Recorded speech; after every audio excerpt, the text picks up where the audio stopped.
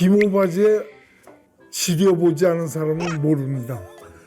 기모바지에 지리면은 조금만 지려도 이 밑에까지 뭐가 탁. 여러분 안녕하십니까, 인승일입니다. 제가 전립선 암 수술을 하고 여러분께 영상을 보내드린 지가 벌써 몇 달 됐습니다. 지난 7월에 제가 전립선 절제 수술을 받았으니까 반년이 지났습니다. 오늘 제 옆에 아주 귀한 분을 모셨는데 아유, 귀하긴. 제 동기 동창이고 저보다 먼저 전립선 암 걸렸어요. 김용호 친구입니다. 반갑습니다.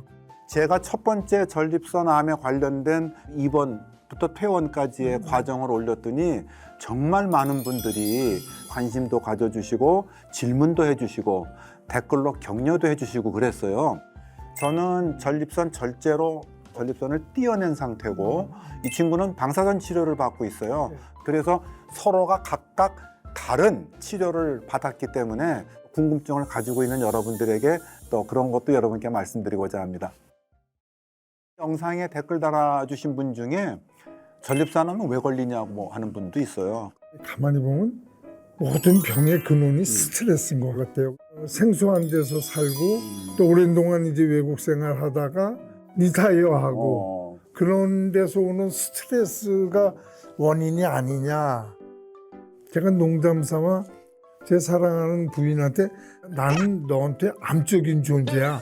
암적인 존재야. 그랬더니 하느님이 너는 정말 암적인 존재다. 그래서 네 소리가 맞구나. 맞구나. 의료진의 얘기를 들어보면은 서구화된 식습관도 있고 또 나이를 먹어가면서 자연스럽게 야뇨증도 많아지고 뭐 이런 빈뇨증도 많아지고 이런 것들이 기인한다는 것도 있고 또 전립선 염증이나 이게 또 암이 될 수 있다는 소견도 있고 그런데 전조 증상이 어떠냐고 물어보는 분이 계세요. 자기는 전조 증상이 있었어. 자기한테 들은 얘기로는 화장실 자주 간다. 그렇지. 그다음에 수돗물 틀었을 때 그 요일을 느낀다 이런 게 있었고 그런 이제 빈뇨, 야뇨, 밤에 오줌이 매려워서 깨는 건지 삶의 질이 현저하게 떨어졌어요. 소변 의욕을 느끼는 거는 나이 들면은 좀 생긴다고는 해요. 빈뇨가 있다고 그러거든요. 화장실 자주 가는 거. 일단은 집사람한테 명령받은 게 다니다가 화장실 있으면 무조건 들어가라. 전립선 비대가 먼저 진행이 되면서 그것 때문에 아주대병원을 가는데 그때가 겨울이었어요. 최대한으로 참고 와라. 요소 검사 때문에 날씨가 굉장히 추워서 기모바지를 입었는데 이 정도는 얼마든지 참을 수 있는데 하고 걸어가다 보니까 방뇨할 데가 없었던 거예요. 기모바지에 지려보지 않은 사람은 모릅니다. 기모바지에 지리면은 조금만 지려도 이 밑에까지 뭐가 탁 이게 어디 빼나가지도 못하고 줄줄 나오는데 이때 트라우마가 이렇게 웃고 있지 당사자 입장은 장난이 아니잖아요. 그러니까 조금씩 전조 증세가 있었던 건데 저 같은 경우는 일체 전조 증세가 없었어요. 그거를 간다고 그러는 거는 내가 낮에 뭐 그 음료수나 뭐나 뭘 많이 마실 일이 있던 날 이외에는 없고 저는 전조 증세가 없었기 때문에 조금의 의심도 안 했어요. 의심을 전혀 안 하고 있다가 코로나 기간하고 뭘 해서 6년 만에 건강검진 받을 때 후배 의사가 PSA하고 초음파 해보신 적 있어요? 아니 나는 의사가 하라는 건 다 하는데 난 그런 얘기 들은 적이 없다. 그랬더니 그러면 이번에 해보시죠 했는데 일주일 있다가 전화가 오더라고. PSA 수치가 2.5 안팎.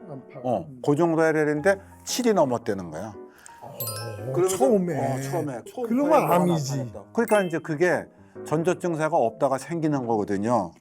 그때 이제 불현듯 자기 생각도 나고 이걸 누구한테 얘기를 해. 처음에 내가 전화해서 얘기한 게 우리 용호 친구하고 얘기를 했었어요. 그래서 PSA 워낙 학교 때도 1, 2등을 다퉜기 때문에 나한테밖에 물어볼 수가 그렇지. 없었지. 이게 앞에서 1, 2등이 아니고 뒤에서 1, 2등 얘기하는 겁니다. 암이라는 진단 결과를 받았을 때 기분이 어땠을까 하는 거야. 나는 암에 걸리지 않았을 거야. 걸릴 리가 없어. 이런 것도 좀 있지 있죠. 않았을까? 특히 운동을 꾸준하게 했고 인도네시아에서도 했고 내가 또 성격적으로 이렇게 긍정 마인드고 늘 해피한 와이프도 처음에는 그럴 리가 없다. 누구나가 다 그렇죠. 그런데 제 스스로는 옛날에 못된 짓 한 거 이런 거가 다 떠오르면서 별난 생각이 다 들고 내가 하느님한테 회개도 많이 했는데 친구들도 그렇고 야 네가 어떻게 암이냐 이런 반응이에요. 저는 오히려 어땠냐면요. 암이 확실하다는 얘기를 들었을 적에 가족한테 얘기하는 걸 좀 꺼렸어. 염려를 좀 줄여주고 당연하죠. 내가 확정을 받을 때까지는 나 혼자 검사를 해보자. 그래서 조직 검사도 검사 받으러 가는데 뭐하러 따라오느냐. 그러고 혼자 갔어요. 1박 2일로 검사 받고 이렇게 했는데 가족한테 이제 그게 다 확정됐을 때 얘기를 했는데 물론 다 놀래요. 다 놀래더라고. 전혀 생각 못했던 것이기 때문에.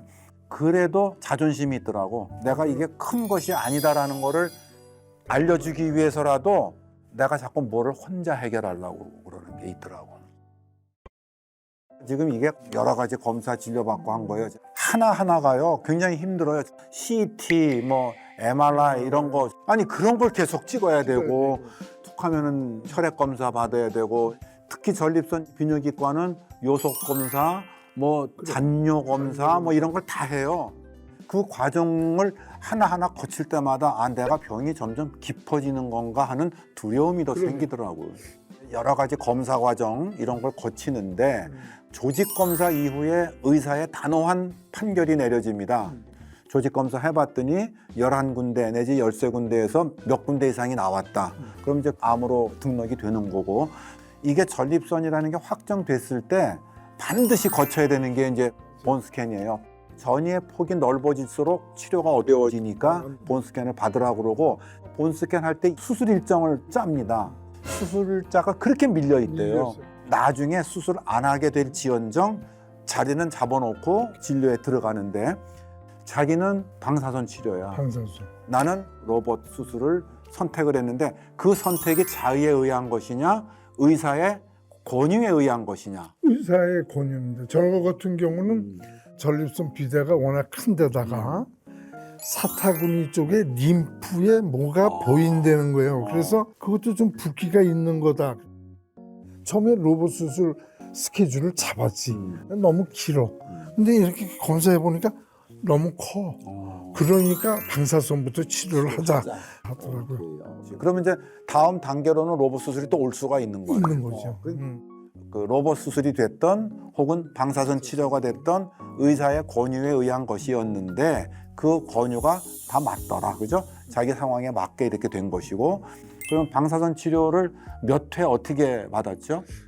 월요일서부터 금요일까지 매일 가서 28회를 하는데 거기를 정밀하게 쏘기 위해서 똥근육에다 풍선 넣어갖고 바람을 넣습니다.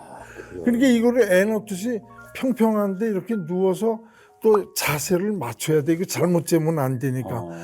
그러니까 이러다가 한번 풍선 들어가고 이게 또 푹 하면 이게 기분이 안 좋아요. 불쾌하지 않은 거예요. 안 불쾌하지. 풍선 들 때는 거기다가 또 젤 같은 걸 했기 때문에 혼자서 또 다리 하나 들고 젤을 딱 넣으라고 휴지로다가 이거 가관입니다. 이 얘기를 들으니 조직 검사가 꼭 산부인과에 가 있는 것처럼 항문에 넣어서 조직을 검사하는데 그 자세부터가 자존심 상하고 뜯어낼 때마다 마취를 했다는데 통증이 와요. 저 같은 경우는 조직 검사 끝나고 실려갔어요. 침대 옮겨서 정신 차렸어요. 그런 경우도 생긴다고는 해요. 뭐 큰 사고나 그런 건 아니었던 걸로 알고 있는데 제가 체력이 약했던지 그럴 수도 있기 때문에 방사선으로 얘기를 돌리면 그 과정이 마치 똑같이 풍선도 집어넣는 것도 오늘 처음 듣는 얘기예요. 그 안 해보면 모르죠. 그러면 이제 우리는 자르기만 하면 그만이지만 그 방사선 치료가 끝난 다음 단계는 어떤 단계로 들어가요? 지금도 진행 중이에요. 그러니까 금년 3월에 또 맞으러 가야 돼. 방사선이 아니고 아니고. 남성 호르몬 치료. 그렇지. 지금 현재는 PSA는 일단은 제로예요. 이게 6개월 단위이기 때문에 오라고 이제 그때 또 통보가 와요. 최소한 이게 2년은 맞아야 된다는 거래. 최소한. 6개월에 한 번씩 2년. 만약에 PSA 검사하는데 이게 이러면 또 그때 와서 조직 검사를 하는지 아니면 로봇 수술로 가는지 딱 떼어냈으니까 이제는 끝난 건데 우리는 항상 상존에 있는 거예요 지금. 그러면은 어떤 면에서는 우리는 잘랐기 때문에 마음은 편하지만 그쪽은 또 상황에 따라서 다른 치료 방법이 또 나오니까 당뇨도 있고 하니까. 그럼 부담이 더해지네요. 비용 문제를 여쭤보는 분이 있었어요. 그렇죠. 병원에서 암 판정을 받는 순간 그 특례 조항이 주어져요. 중증 환자 특례라고 5% 정도인가만 부담을 하면 나머지는 건강보험 쪽에서 다 부담을 해주기 때문에 그동안의 검사 과정에서 더 냈던 돈도 돌려받기도 합니다. 로봇 수술의 비용은 제 경우에 입원해서 퇴원까지 해서 진료비 받았을 적에 2,560만 원인가 그 정도 나왔는데 건강보험에서 내주는 게 500만 원 정도를 내줘요. 나머지 2천만 원 정도가 자부담인데 만약 실손보험 들은 게 있다 그러면은 그쪽에서 이제 보전받는 게 있는데 그거는 보험 약관에 따라서 다 서로가 다를 수 있기 때문에 참고하시면 될 것 같아요. 방사선 치료 경우는 비용이 어느 정도 나가느냐고 여쭤본 분이 있어요.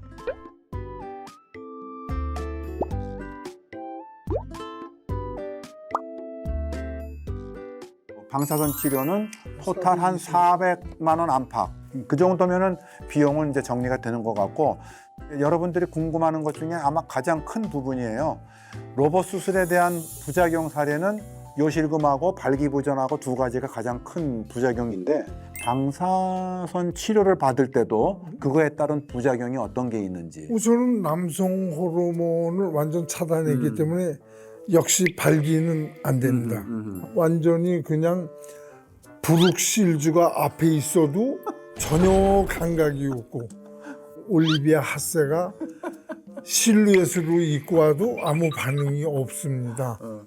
그다음에 이제 자다가도 덥기도 하고 갱년기 증세, 남성도 갱년기 증세들이 굉장히 심한 사람은 우울증까지 가고 나쁜 생각까지 하는데 간호사들이 제일 강조하는 게 분노 조절 장애가 있다는 겁니다.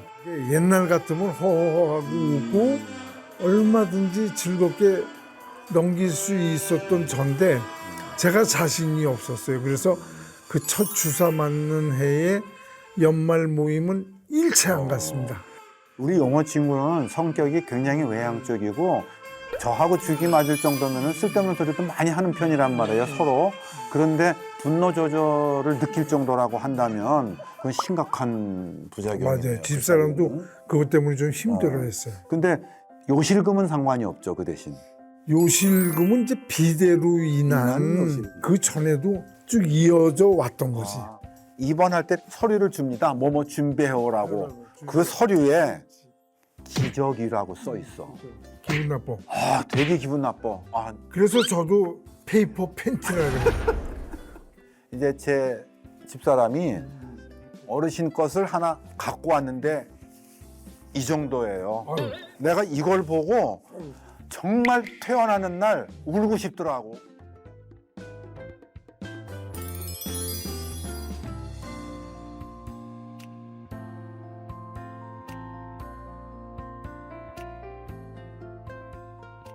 그래서 이제 사이즈를 중소 이렇게 줄이다가 나중에 제일 작은 거.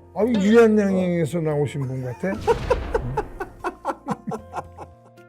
로봇 수술에 대한 부작용으로 나오는 요실금은 사람마다 다르고 의사가 전립선을 절제할 때 그 암이 전립선 안에만 있느냐, 거기서 얼만큼 크냐, 얘가 전이 될까 봐 바깥쪽으로 자를 때 여유 있게 자르면 그 신경망을 건드려서 발기부전하고 요실금이 커질 수는 있다는 거지 사람마다 다르다고 그러더라고요. 그래서 부작용에 대해서도 제 친구들 중에도 심한 친구도 있고 전혀 안 한 친구도 있고 그 상황이 다 다르거든요. 그러니까 너무 두려워하실 거는 아니고 상황에 따라서 적절히 대처하는 게 좋으실 것 같아요.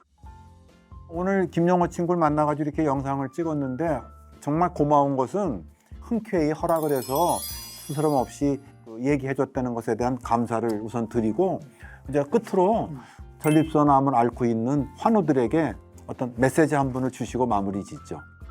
나한테 이런 일이 있을 수 있나 이랬는데 그건 모르죠.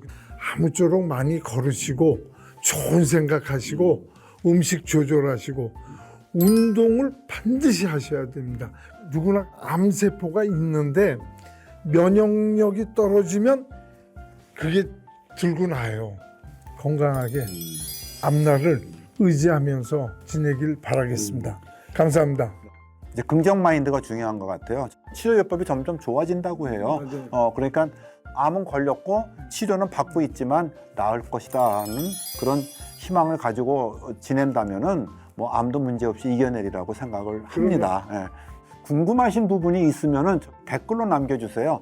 정리를 해서 다시 한번 기회를 또 만들고 그 궁금증을 풀어드릴 수 있도록 노력해 보겠습니다.